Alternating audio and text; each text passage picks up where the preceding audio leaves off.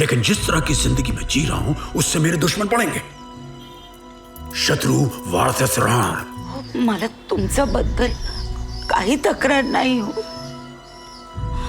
पण मला वाटलं होतं आता शिवाजी आलेला आहे तर सगळं बरोबर होणार, सगळं ठीक होत जाणार. मला वाटतंय आपल्या घरावर कुणाची नजर लागली, त्यानंतर दुसरा धक्का मी सहन नाही करू शकणार हो.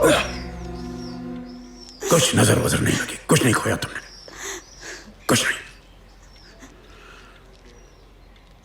6 बार मुझ पर जानलेवा हमला हुआ, 6 बार, अलग अलग समय पर, अलग अलग जगह. और जितनी बार हमला हुआ मेरी जिम्मेदारी और बढ़ी.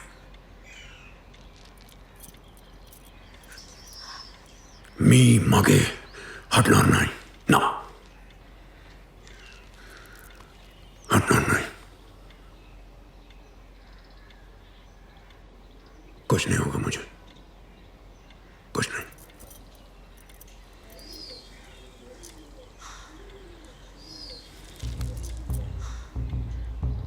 और तुम्हें भी कुछ नहीं होने दूंगा. तुला काय हो येऊ देणार नाही.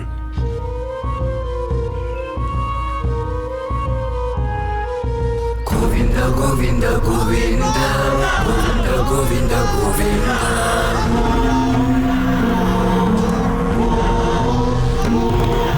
गोविंद हरि गोपाल गोपाल हरि गोपाल. गोविंद गोविंद गोविंद गोविंद गोविंद गोविंद.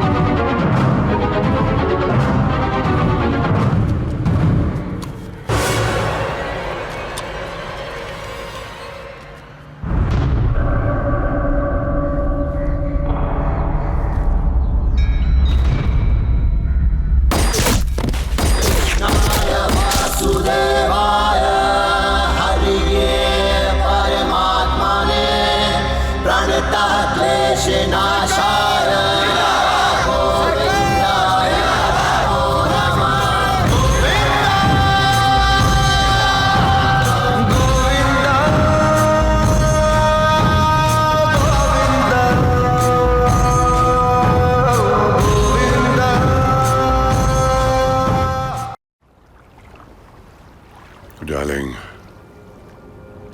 मुझे ऐसी लड़कियां पसंद नहीं जिनके सीने में दिल होता है. I like you क्योंकि तुम्हारे पास दिल के अलावा सब कुछ है. मेरी एक पत्नी थी, उसके पास सिर्फ दिल था. जो भी मैं कहता था दिल से लगा लेती थी. कहती थी कि तुम्हें ये नहीं करना चाहिए, तुम्हें वो नहीं करना चाहिए जो तुम कर रहे हो. लेकिन अनफॉर्चुनेटली वही मर गई. कैसे? उसके सीने में जो दिल था वो धड़कना बंद हो गया. ये अलग बात है कि बंद मुझे करना पड़ा. डार्लिंग, पॉलिटिक्स बड़ी कुत्ती चीज है. सर, देशपांडे की हत्या के पीछे कौन है, किसका हाथ है? पूरे शहर में बहुत अफवाहें और स्पेकुलेशन चल रही हैं. लेकिन ज्यादा से ज्यादा लोग सोच रहे हैं कि ये सुभाष नागरे ने करवाया है। ये देश पांडे के कई दुश्मनों के लिए और हमारे लिए भी अच्छा है। आगे आगे जो भी होगा मैं आपको इन्फॉर्मेशन देता रहूंगा।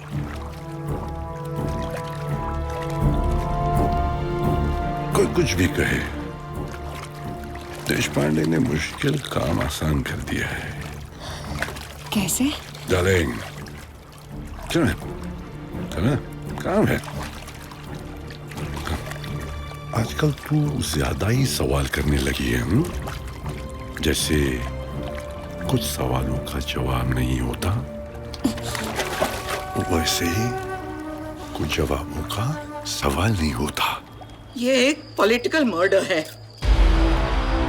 मेरे बेटे को सुभाष नागरे ने मरवाया है।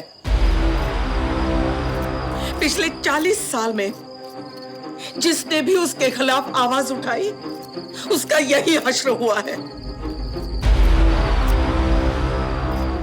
राज्य सरकार सुभाष नागरे की पिट्ठू है। मैं एक मां हूं, सिर्फ इतना ही कहूंगी। सुभाष नागरे इसके लिए जिम्मेदार है और उसे इसकी कीमत चुकानी पड़ेगी।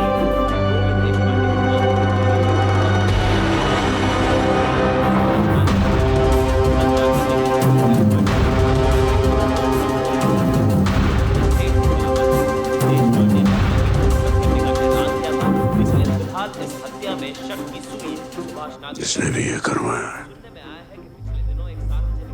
ये यहां तक रुकेगा नहीं। अभी तो शुरुआत है, आगे भी बहुत कुछ करेगा।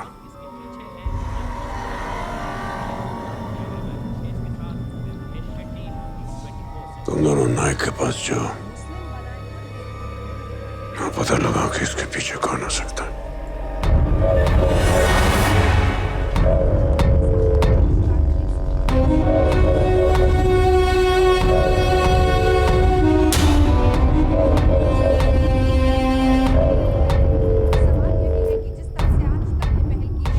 सरकार,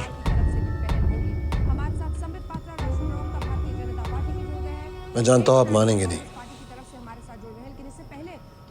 लेकिन मैं आपको बताना चाहता हूं इस सब के पीछे किसका हाथ है।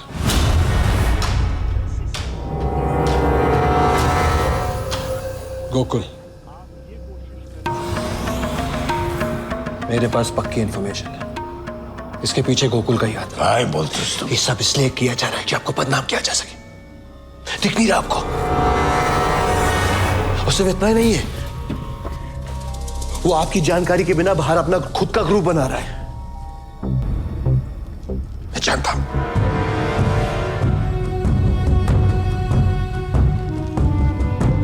आपको मेरी बात पर यकीन नहीं हो रहा होगा, मैं समझ सकता हूं। गोकुल आपके इतने सालों का वफादार है, और शायद शंकर चाचा के अलावा इतना भरोसा आपने आज तक किसी पे नहीं किया होगा। लेकिन सरकार, आपको मेरी किसी भी बात पर भरोसा करने की जरूरत नहीं है, क्योंकि मैं जो कह रहा हूं मैं साबित कर सकता हूं। मैं साबित कर सकता हूं कि आपका गोकुल यह है उसकी सच्चाई।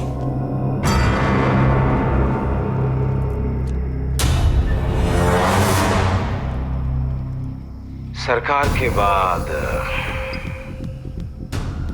हम तुमको सरकार बना देंगे। वो इसलिए क्योंकि हमको उस पोजीशन से कोई प्रॉब्लम नहीं है, हमको उस आदमी से प्रॉब्लम है जो इस वक्त उस पोजीशन पर बैठा है। सरकार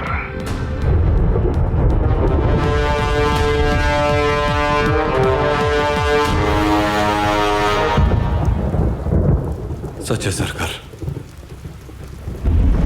आपने जो देखा वो सच है, लेकिन आधा सच है सरकार। मैं गांधी से मिलने नहीं गया था, वो लोग मुझे उठा कर लेकर गए थे। मैंने रमन से इस बारे में बात की थी और हमने तय किया कि आपको नहीं बताएंगे। बताता भी तो आप विश्वास नहीं करते कि आपका एक अपना उनके साथ मिलकर आपको हटाने का प्लान बना रहा है। सरकार, ये गांधी, गोरख, ये लोग सब कठपुतलियां हैं। वो रहे इस खेल की असली खिलाड़ी तो वो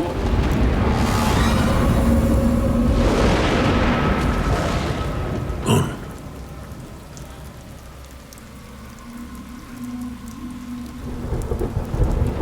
कौन?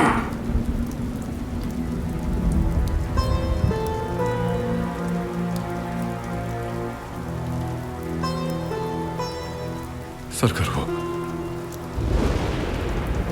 शिवाजी सरकार, शिवाजी।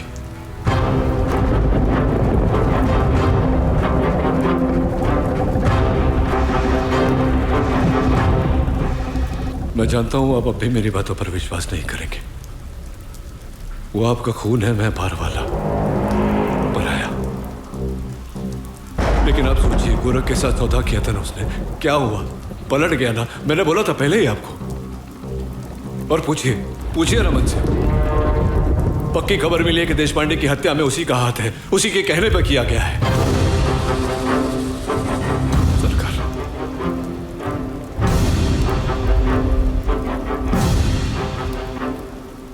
मैंने आपके लिए मेरा सब कुछ छोड़ दिया। इतने सालों से 1 रुपया लिए बिना आपकी सेवा की।